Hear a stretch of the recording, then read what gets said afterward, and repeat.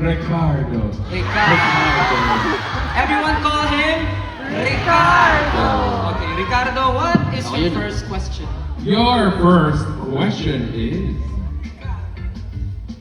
kung may hiramin kayong anything from other members for a day, ano ito at bakit? So I will translate, or Justin, can you translate that? Oh, sure. Easy. If one of us could borrow anything from one another, what would it be and why?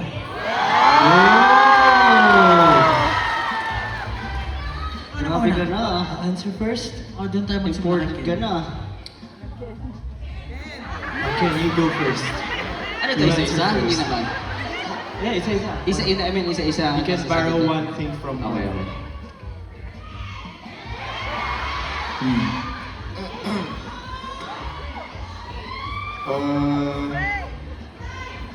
Sa akin, anong hiramin mo?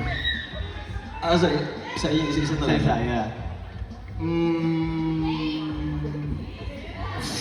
One from one. I think parang hirap. It's a tough one. Just one. I'm gonna borrow money from you. Yes, money. Yeah. Okay. And Pablo, I think I'm gonna borrow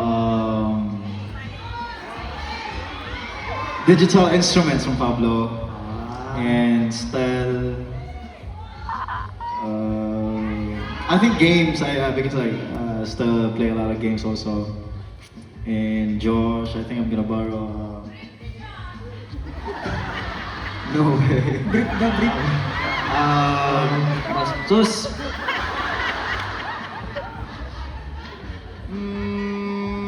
Meron mo ba sa akin? Pwede rin wala. Siguro yung pampalambot ng buhok. What? Kasi maano din yung buhok eh. T-shirt. Yeah. Alright. Damage for damage here. Ako naman, Alright. si Justin. Gusto kong i-borrow ang kanyang cellphone for a day. Titignan ko lahat ng kanyang sikreto. Hindi, no, just kidding. Yung turtle niya. Turtle. Turtle? May Wala- turtles? wala bang turtle? I have two. Ha? I have two. Di ba? So I'm gonna borrow one of the turtles. Ako na-experience Having mag-alaga ulit. Kasi meron ako dating turtle. Gusto mo yung pagong ko? Ha? Gusto mo yung pagong ko? Oo, gusto ko yung pagong mo. Yung lumalabas sa ganun, what? Ano ba yun? Ganun ba yung pagong mo? Yeah. Yung ulo, gumaganon? What? Oo. Alright, okay, Pablo. Si Pao, gusto... Kapugian daw. Kapugian! Just, Yes. Si Stel, gusto ko i-borrow sa kanya yung...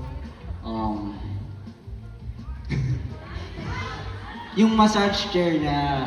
Yung massage chair niya. Meron siyang massage chair sa bahay. Thank you po sa nagregalo. Thank you po. Tapos kay Ken, gusto ko i-borrow siguro yung ano. Ayun, tama, yung Supra. As ibebenta natin. Ibebenta natin, di ba? Hiram lang, uy. Ay, no. Hindi, syempre pag inahiram mo, bebenta mo na. Ako siguro, kay Ken, hiramin ko yung dresser niya for a day. Para lang ma-experience ko kung Tama. ano yung dresser. Kasi wala akong ganun. Pero yun, parang exciting siya matry yung dresser. Kay Pablo, siguro, manghiram ako ng one book na pinaka-favorite niya para at least magkaroon lang ako ng idea ano yung feeling magbasa. Sabi ng nila book na face pinabasa. mist daw. Ha? Guys, sorry, I can buy a new one. I don't need to borrow from him. I can just buy a new one, guys. Kaya nga kami nagtatrabaho para may pambili kami. Ayan, hiram ako sa kanya ng book. Yung pinaka-favorite niya para matry ko lang yung feeling ng binabasa niya. Teka. Tapos na ba yung binigay kong libro sa'yo? Oo, yung sa yung... Team, about basta yung yung for company. Oo. Yung nasa Leadership. table ko. Yes. And then kay Josh, siguro hiramin ko... Ano pwedeng hiramin sa'yo? Hiramin ko na lang siguro si tita, Si tita na lang. Si Step into my world. Para pag hiniram ko yung mama mo, kasama yung spices niya. Yun na lang. Kay Justin, hiramin ko yung mga paintings niya and yung mga blank canvas niya. Magta-try ako mag-paint, tapos pag sinoli ko sa kanya, tanggapin niya na lang kung ano yung pinaint ko. Yes. Tama. Ako na ba? Oh, sige. Hindi ba? From Ken, I'd like to borrow his tattoos. Para cool din si Papa. Ay, gusto ko rin kasi magka-tattoo, pero ayoko permanent. So, napupunta. Ay, hirap lang. Sasauli ko lang. Drawingan ka namin mamaya. Ah, sige. Barbie, gusto mo? Pwede rin. No regrets. No regrets. Tapos kay Josh, sabi niya kasi last interview, his best accessory daw is his confidence. So I'm gonna borrow his confidence. From Stel, I will borrow his biceps kasi it's so big. Kaya mo rin yun eh.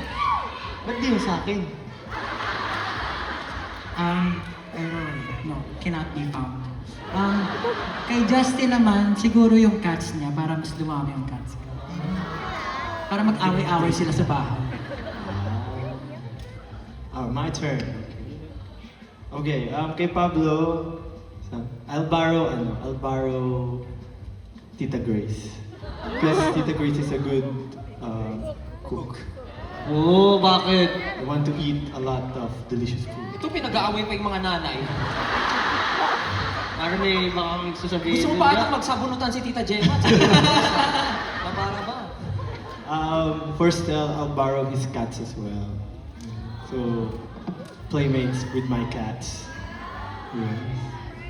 For Josh, I'll borrow his problems. So, he can be free from his problems, right? I'm such a good friend. I like that. Kaya lang ang problema niya yung sarili niya eh. Yun lang. For Ken, I'll borrow his most expensive clothing. Ooh. What's your most expensive clothing? Chrome Hearts bag, I think. I'll borrow it. Amounting to! What? Alright. That's all that we're gonna borrow from. Thank you so much, boys. Here is your second question. As a group, anong pipiliin nyo? Magpakilala ng Filipino music across the globe. Pero, sintonado kayo at di sabay-sabay sumayaw. Sample. Or, never nyo mapapakilala ang Filipino music, pero super talented kayo. We need to answer as a group. Kaya nga Mr. Yun eh. This is very hard. Ako sasagot. Ako pipiliin ko yung mapakilala yung OPM sa buong mundo. Kahit sintonado, tsaka wala sa tono. Parehas na pala yun, tsaka hindi sabay-sabay. At least kilala na. Kasi pwede naman mag-improve pa yun. Tsaka, also, I have learned something from Spider-Man, watching Spider-Man. You know, sabi doon, with great power comes with great responsibility. Higher bill sa Meral. Yeah. With great power, there's great responsibility. Yes. But dun sa bagong Spider-Man, that responsibility, you're not gonna do it alone. You need someone. So if we were able to introduce Filipino music across the globe na sintonado, others can prove it, diba? Like the other groups na better sa inyo, because we need to be together as one. Yes. Galing. Yes. Yes, next That's the question. answer for the group. Thank you so much. Copy-paste. This is a question for everybody. I will do it one by one. Alright? For Stel, kung gagawa kayo ng movie na kayo ang actors, if you will create a movie, what would be the title? Thank you for that wonderful question. If we're going to make a movie, I believe the title will be Stop, stop, stop. And it goes like this. Stop, stop, stop! Thank you, Sel. The movie title is Stop, Stop, Stop. Yes. Now, Justin, what is the conflict of the story?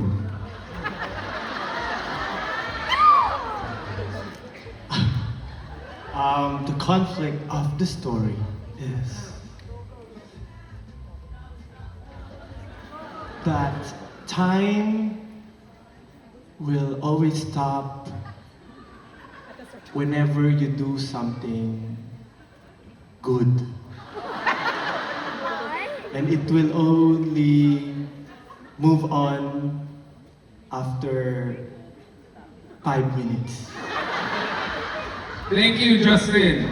Josh, here is your question. Sino ang bida at ano ang special characteristic niya? Special characteristic? Meron ba nun? Ikaw ba gagawa eh?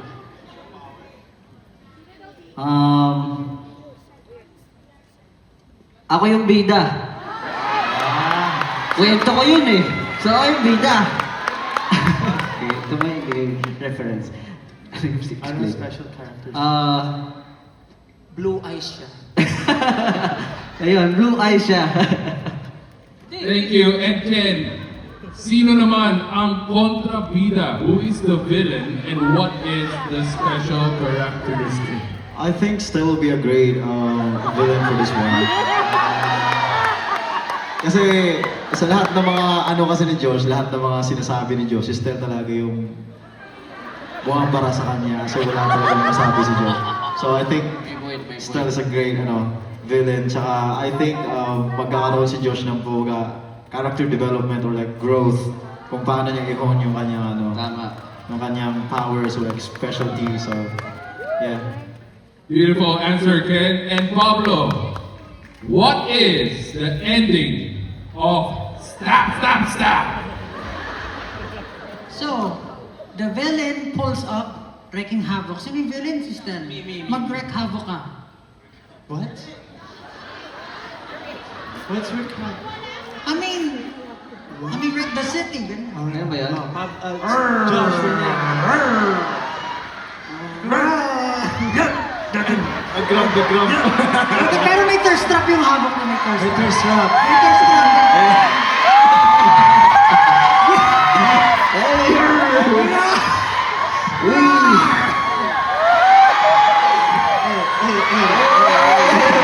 Tapos, darating si Josh. Sabay sila magta-thirst trap. Ano ba yan? Oh. Dali na! Ayan ang ending eh. 5, 6, 7, go! Kami muna. Galingan niyo muna. Alright, sige. Tapos sasali si Pablo, magta-thirst trap din siya. Papasok ako. Para sa dito. Stop! That's the ending of the story. Such a... What a great story. Yeah, very inspiring. Kayo talaga. Very inspiring. Thank you, boys. That was your last question. Thank you for joining Waza. Thanks, Ricardo. Thanks. Thank you. Now I think